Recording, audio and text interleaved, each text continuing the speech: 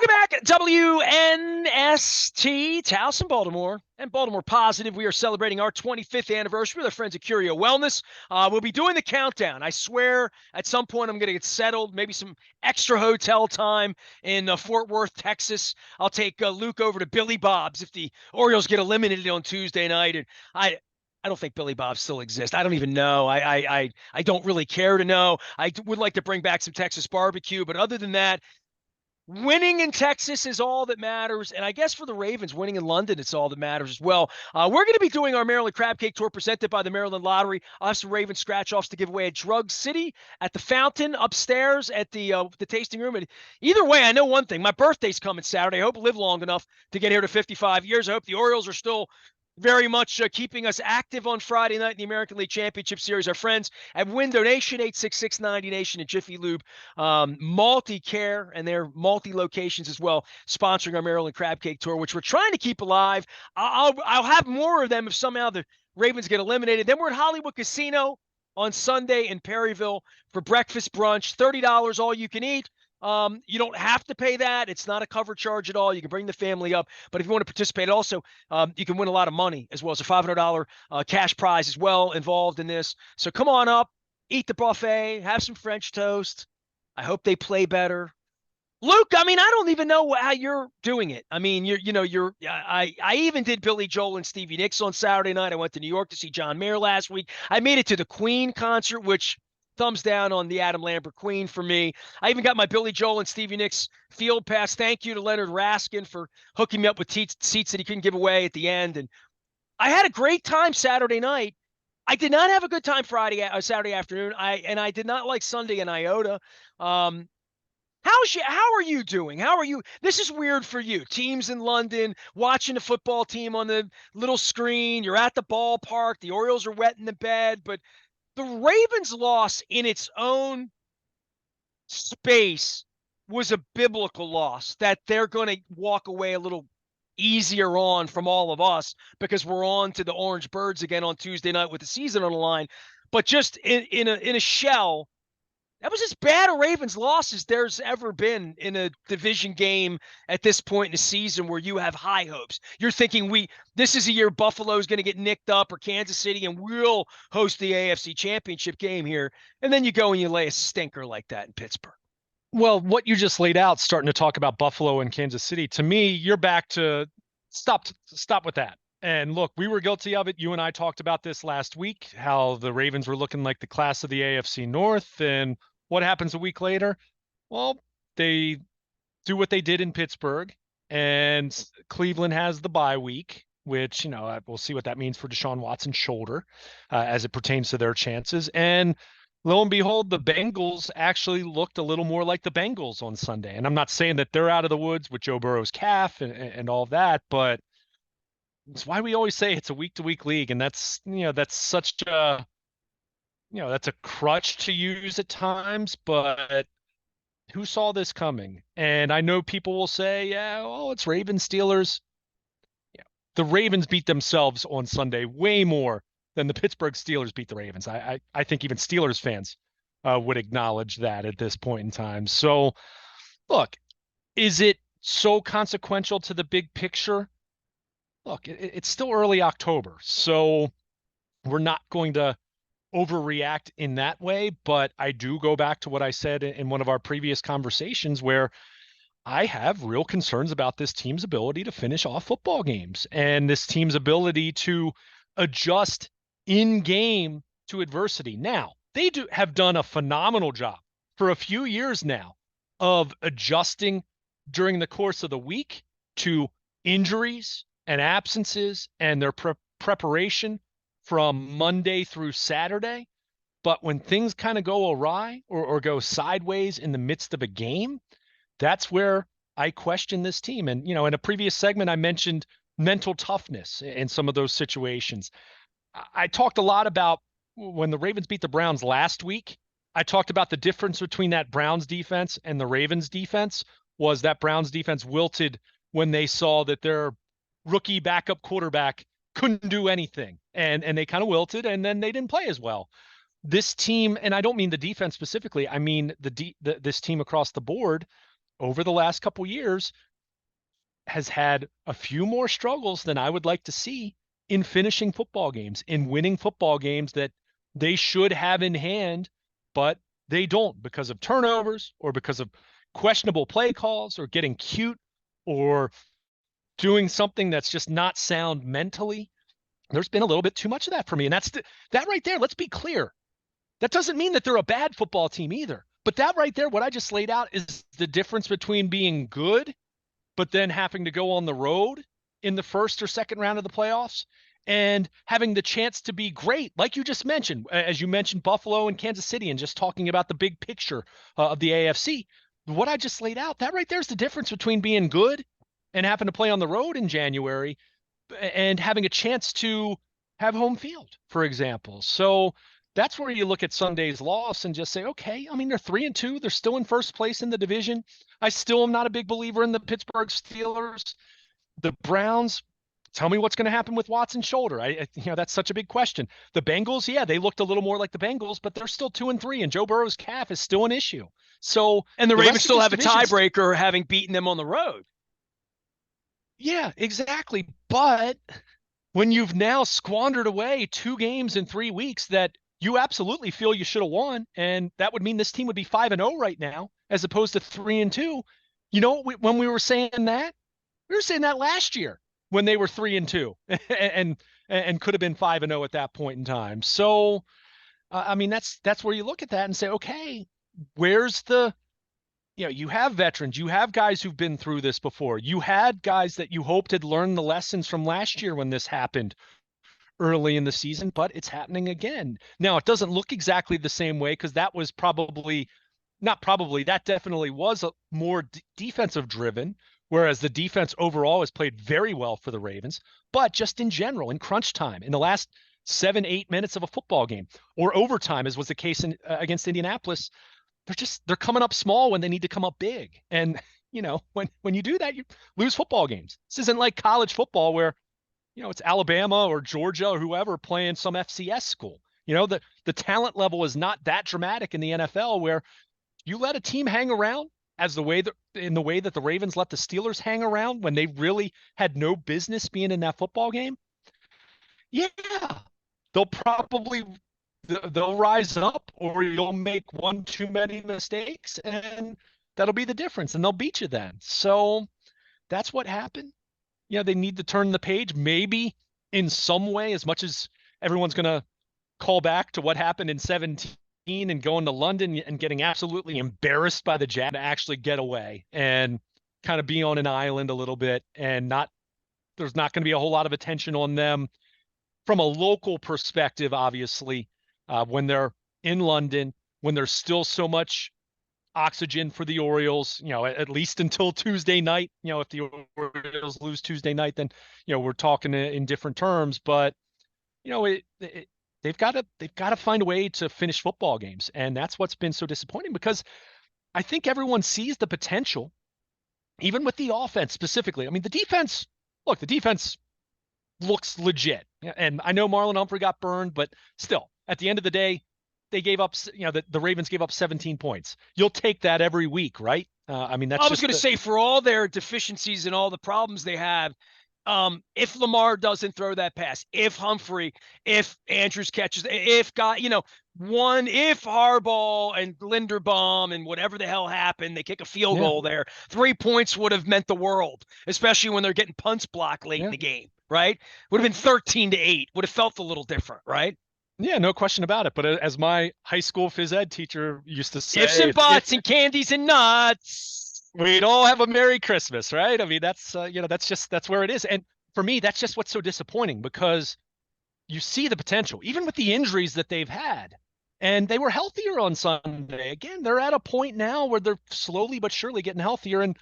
But the drops are was not something we had seen a whole lot of the first 4 weeks. So that's where I'm inclined to give the pass catchers the benefit of the doubt. At the same time, can Beckham stay healthy? I mean, we saw him on and off the field on Sunday. I mean, at some point in time, it's like, okay, can this guy play or not anymore? Or is this what it's going to be? And what is he going to do? Take an 8-yard cross, and that's going to be what we get out of him, right? Or, I mean, in any way.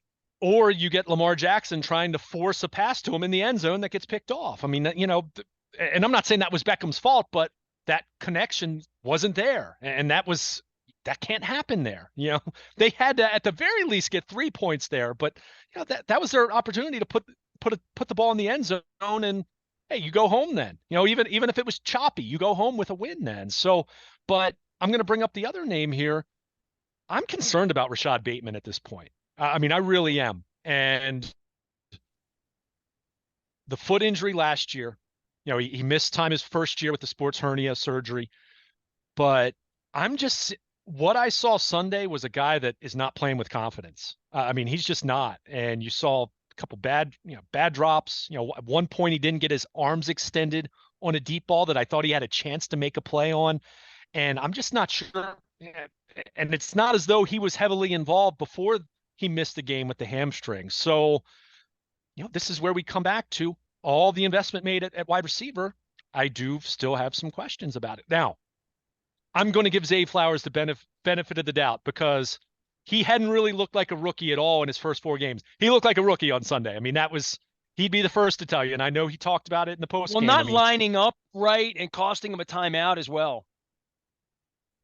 That falling down on a deep ball where he had a chance to make a big play. I mean, that was not good. But again, that was collective. I mean, Mark Andrews didn't have a good game on Sunday. I mean, Mark Andrews had a ball go right through his hands in the end zone. So it was the cumulative impact of missed opportunity after missed opportunity after turnovers, questionable, too cute with what you're trying to do at the end of the first half, and then your center snaps the ball.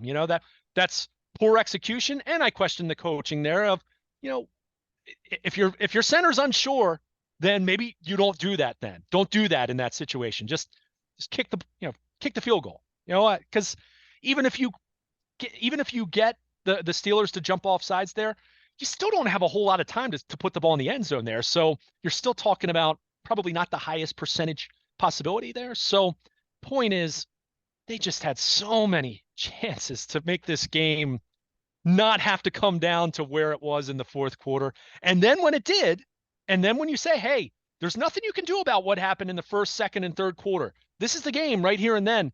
At that point in time, just about everyone came up small. And it's a 60-minute football game. I mean, Ray Lewis, how many times have we seen the old NFL films of him mic'd up on the sideline and Ray talking about it being a 60-minute game?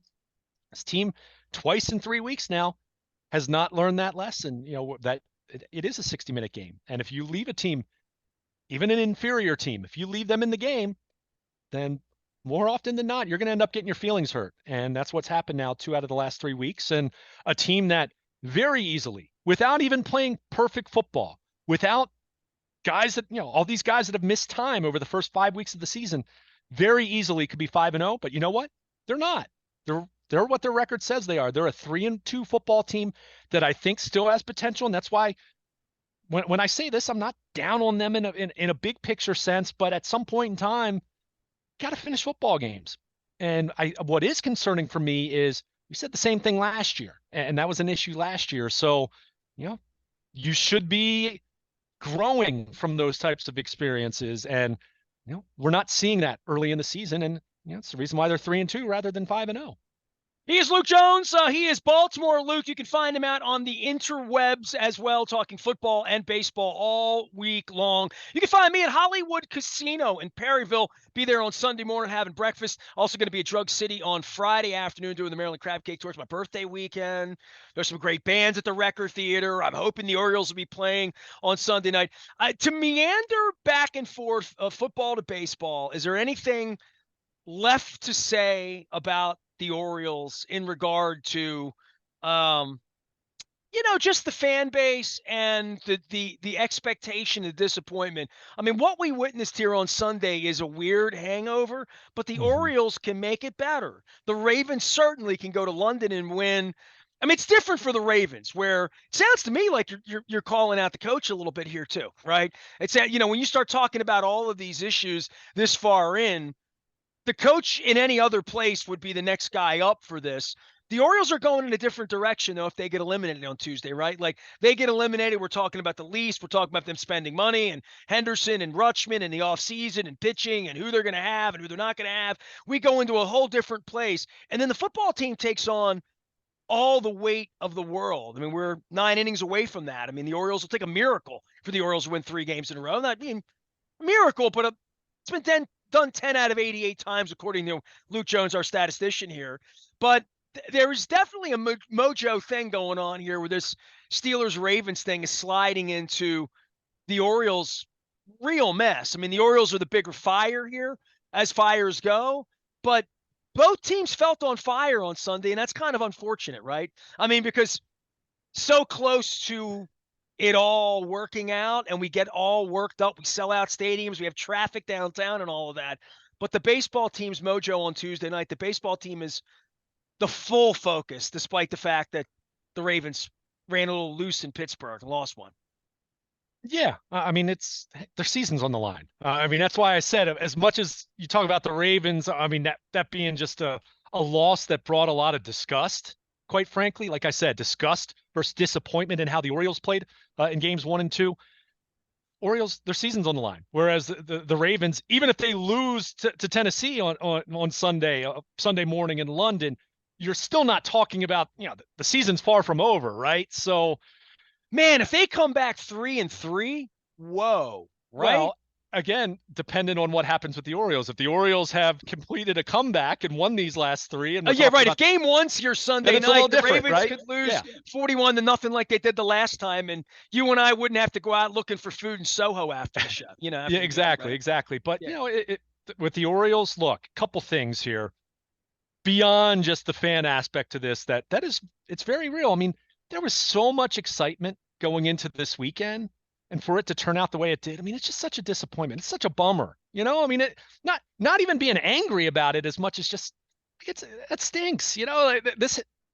If you imagine the opposite result and the Ravens win in Pittsburgh and look like one of the best teams in the AFC and look like the class of the AFC North, and the Orioles are up 2-0 right now, can you imagine what the tone would have been like for that? So it's the opposite. It's where we are at this point in time. It's where the Orioles are at this point in time as they're traveling to Arlington. But, I mentioned, for me, such a big key, whether it's Gibson or Kramer starting game 3, their offense has to start fast. And I know they scored some runs on Sunday, and they even built a 2-0 lead in the first inning. But I'm going to talk a little more about what we saw in game 1.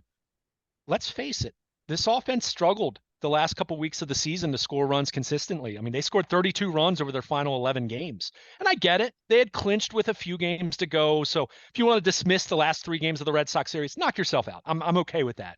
But we did see it be a little more up and down scoring-wise the last month of the season. We've talked about Mullins. Ryan O'Hearn did not have a great September.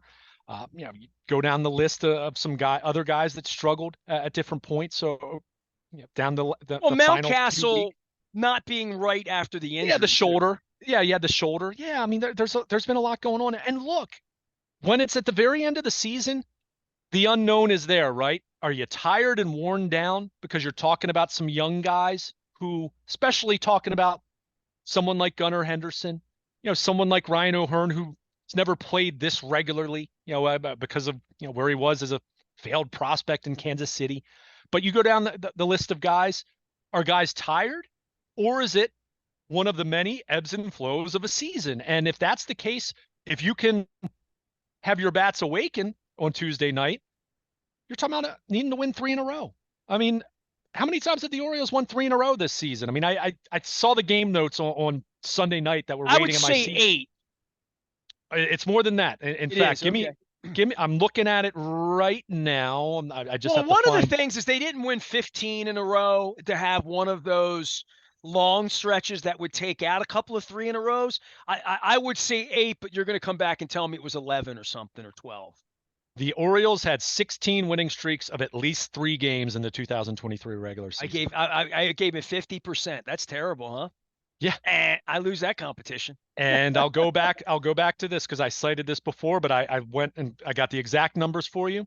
We all think back to late June and early July, right? They lost 6 of 7, lost to the Yankees on the 4th of July. Everyone's thinking, is this team kind of coming back to earth now? They won a season high 8 in a row after that. Go back to mid-September. They had they lost the final game of the Red Sox series at Fenway. They lost those games to the Cardinals. They had lost 5 of 6. They dropped the first 2 against Tampa Bay. They won 4 straight against the Rays, and then the first 2 against the Astros in Houston. And then even in late September, they dropped 3 in a row. They're still trying to sew up the division. The Rays are still on their heels. They won 5 straight then to clinch the division. So it's what this team has done all year. Now, someone listening right now that's pessimistic about this, and I'd even say realistic about this, to be honest, because it is October. It is different. At some point in time, it's going to come to an end unless they're going to win the World Series, right? There's one team that's happy at the end of October. But when you haven't been swept all year and you don't lose series and you're pretty good at home, you have your pitching set up, you're healthier than you've been. The closer can't lose the game until the end, right? So we can talk Batista all you want, but Batista had nothing to do with game 1 and 2 or even the setup of how it really would have gone for the most part. And they got here handily, 101 wins, took the last 4 days off, played some pumpkin baseball, as I called it, over the weekend with the Red Sox. Yeah. It couldn't have set up better for them. I mean, really, sure. Realistically. And I want to ask you this. This is sort of my interruption on this, going to Texas. And I don't think of Texas baseball as being anything inhospitable. Quite frankly, all the times I've gone to Cowboys games down there, I think the Cowboys fans are kind of fraudulent. Like, Cowboys fans are like Mark Messina and people I know, my late buddy Saul, who loved the Cowboys, who worked at Halliburton Sport, like Dave Muir. They're guys that live in Parkville that are running around with, Troy Aikman, kids named Troy or Roger, right? You know what I mean? Like, I don't feel that mojo in Dallas when I'm there, that they own Dallas any more than the Stars or the Mavericks or the Rangers. I feel like Texas football or your high school team or your college team, if you're A&M. That's what I always feel anytime I'm in the South, anywhere. I don't feel like the Braves are anybody's number one because they're into NASCAR or they're into their college football team or their high school team or whatever their passion is outside of it. I have a feeling that I'm going to be blown away by showing up there for a kill game for a franchise where they haven't won. The weather's going to be great. Cowboys got their ass kicked on Sunday night, right? I have a feeling that this is going to be this really big moment, right? That Kyle Gibson has seen crowds, right? Have they played a vicious road game, these kids? I'm just asking because they didn't hold up. Yeah. Dude, whenever the crowd gets big, 4th of July, Tampa, things get a little wacky for them. They haven't not played great baseball when there's a lot of people and a lot of noise. And that's just an observation that I'm looking at it and saying, I want to see them measure up to the moment of the crowd. We talked about the Ravens on Fire Matt Canada Day, allowing them to win the game. I mean, it's crazy, right? But the Orioles going down to Texas here, I don't like the way they've responded to the energy that the crowd brought and the noise, and nobody was booing Grayson Rodriguez, or at least I didn't. I mean, you were there. I don't know. But I mean, the football crowd here, I mean, harsh, cheering Kyle Bowler's injury. I mean, I've seen awful stuff happen in our sports fans. The baseball fans, and Aaron Hicks this was brought up in the broadcast, that he was hated, reviled in New York, and went to bed every night and, go out and get an apple at midnight at a vendor. Somebody's got a Yankee hat on, looks at him and doesn't, you know what I mean? He didn't have it. They've had a different walk of life here, these young players in Baltimore, because the team were down on Lamar. Lamar's going to get booed before it's over with, right? I don't know if Adley Rutschman's going to feel that anytime soon. Certainly not anytime soon, I would say, right? For any of these guys.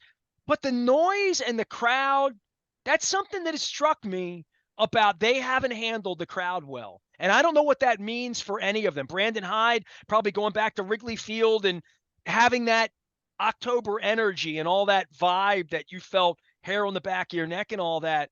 Man, it led to a lot of ball ones, from the pitchers, and guys swinging at pitches maybe they wouldn't have swung at in normal circumstances, trying to do too much offensively, pressing, as John Smoltz would say in the broadcast over the weekend. Just from the side, I think it's going to be a hornet's nest down in Texas for them. Um, I'm wondering if the hair on the back of my neck's going to stand up in that ballpark or not, and whether it's going to feel like Houston feels football-y. What I mean, I remember the best crowds I ever saw, Yankee Stadium aside, Fenway, whatever. And I've been to 58 World Series games, man. And and they're different than Super Bowls because they're loud. By the time you get to the World Series, it's not an international crowd of golfers and people on $5,000 junkets. It's always a home crowd everywhere at a World Series game. And I've heard places loud. The Cleveland crowds in the 90s were outrageously football drunken. It was nasty. It was nasty to come into Cleveland and play a baseball game in the 90s, way more so than any other place I've ever been. I mean, some places a little joyous, it's a little rah rah pom pommy. It was a football game in Cleveland.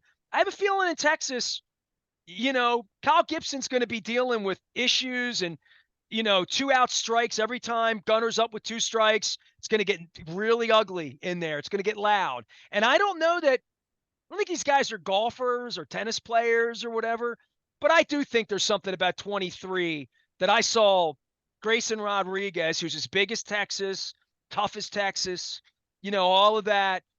I saw the crowd sort of get after a young man that the next time he'll be better for that. And that's all I can say as a 55-year-old guy, not to creep down on 20-year-old kids out performing, right? But this is how he's going to get his $200 million is by winning these games and being better in these circumstances. And Jack Morris would say that. Jim Palmer would say that. Guys that did it a lot would say that. And Smoltz said that in the broadcast, right? I just, to me, the crowd in Texas and taking the crowd out and getting it a little more quiet, it would be better for these guys than being up with 42,000 people down 5-2 in the 5th inning. And then it becomes 2 strikes, 6th inning, 7th inning, 8th inning.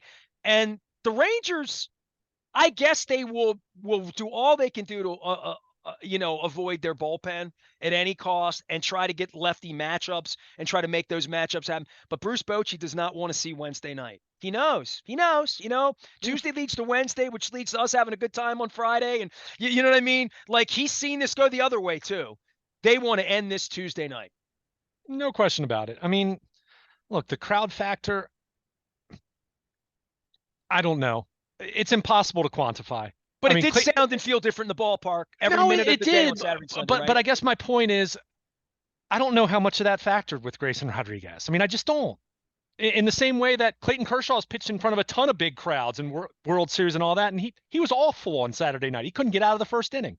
Hall of Fame pitcher. So, but your point is well taken. I think it's going to be an electric atmosphere. They're going to be on the road. They're the heel now as opposed to the baby face, to put it in wrestling terms, with the crowd's going to be popping for their good guys and the Orioles and they got to are feed off of the that. bad guys now. Gunnar Henderson needs to hit a 3-run home run in the 7th inning when there's with 2 strikes, in an 0-2 count, or 1-2 count where they're trying to get on the edge and guy misses. One of their stinky bullpen guys misses. A lefty, no doubt it'll be a lefty, right? I mean, it'll have to be, right? I mean, like, that's the way Bruce Bochy's going to play this. Yeah, but they only have so many lefties, and I mean, Evaldi's going to start. He's right-handed, so I mean, I think certainly they preferred the lefties. I still think that narrative is being a little overblown because go look at the numbers. The Orioles hit left-handed pitching this year. I mean, they did. So I think it matters for a couple guys, namely Gunnar Henderson and keeping O'Hearn on the bench. I think that's really where it comes down to this big time because, Adley Rutschman's hit left-handed pitching way better this year than he did as a rookie, when that was actually kind of a thing where he really struggled from the right side of the plate. So that's part of it. But yeah, I mean, the crowd, and this is why I said I think it's of the utmost importance for this team. Take the crowd out of it just for their own headspace to jump out to an early lead. Get a couple runs on the board before Gibson or Kramer, whoever's starting. And because one starting game 3, the other starting game 4, presumably, unless something really weird happens. So, get an early lead. It does calm the crowd a little bit. I don't think it takes them out of it entirely. I am in full agreement that it's going to be a buzzsaw. I think the Rangers fans are going to be excited, to have playoff baseball there in their ballpark and not hosting it as the pandemic year, because keep in mind that's where they played. So, but Yeah, they it's opened the ballpark in the pandemic, right? I mean, it's yeah, crazy what, right? yeah. So I mean, they're going to be fired up. They're as they should be. Again, it's such strange territory because the Rangers have not played at home since they have choked away the AL West, beat Tampa on the road, beat the Orioles for 2 on the road. So a lot has changed for them since they were last home a couple weeks ago. So that crowd's going to be fired up. There's no question. And yeah, the Orioles are going to have to respond. And you laid out the scenario if it's 5-2. I mean, if they're trailing 5-2, it's not looking good whether they're playing in Arlington, Baltimore, or on the moon. I mean, that's the reality when you're down 0-2 and if you're trailing in game 3 at that point in time, it's not good. I mean, that's the Captain Obvious statement. So, yeah, I think this is going to be a big test. I'll point this out.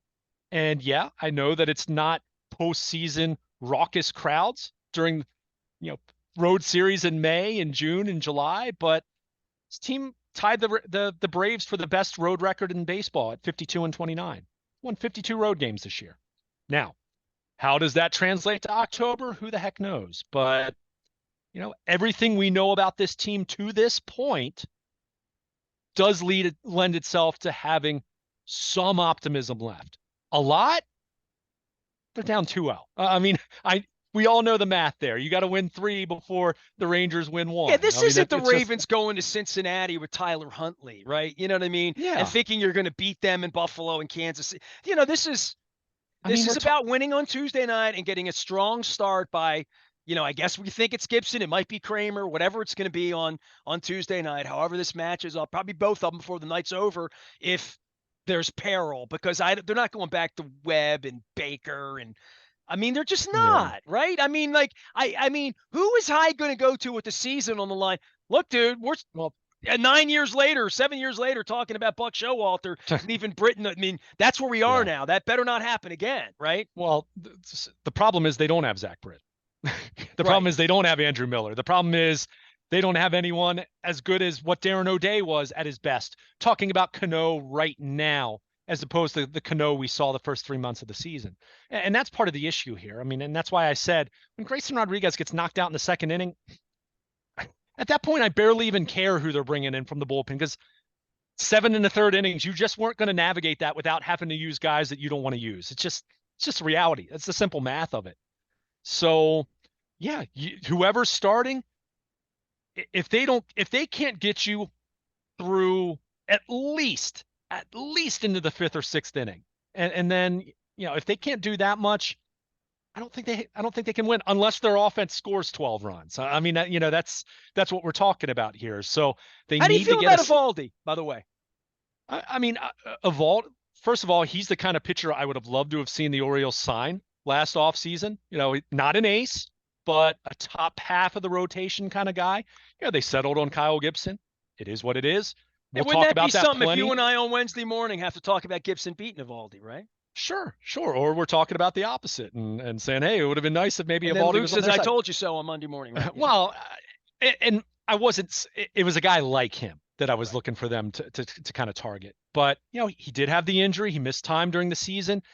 He had a really good start against the Rays in the wild card round. But if you kind of look since he had come back, he hadn't really been extended a whole lot. This wasn't a guy that was pitching into the seventh inning consistently. So I think it's going to be interesting. I mean, he should be well rested. So that's something that you don't like from an Orioles perspective, but he is right-handed. And we saw, as much as we've talked about some of these left-handed guys that don't throw all that hard, some soft toss type guys, not that all of them, still throw 92, 93, whatever, but this is a right-handed guy who at his best, even though his velo isn't peak right now because of the injury, but you know, he's the kind of pitcher that the Orioles have actually, I think back to how they completely knocked around Glasnow a couple weeks ago at Camden Yards, in what was such a big game in that third game of that 4 game set. So, maybe this is exactly what they need. Someone who throws a little more velo, right-handed.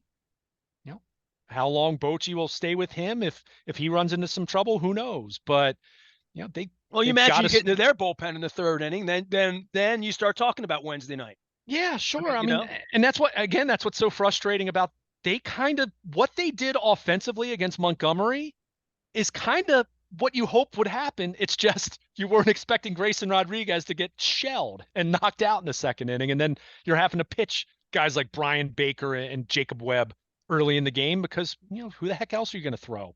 Because, yeah, you go through your best guys, then, okay, those bad pitchers then, or those lesser pitchers are then pitching later in the game because someone's got to pitch. So it just wasn't ideal. See what happens. Win Tuesday night. You try to win Wednesday night. You win Wednesday night.